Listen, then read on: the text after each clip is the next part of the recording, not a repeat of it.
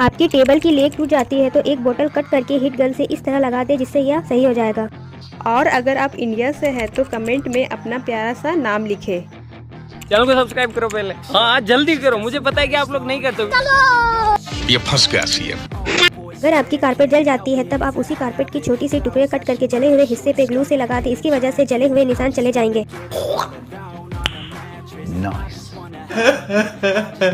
Damage cable को सही करने के लिए एक स्ट्रॉ को मेल्ट करके केबल को अराउंड लगा दे जिससे यह सिक्योर हो जाएगा।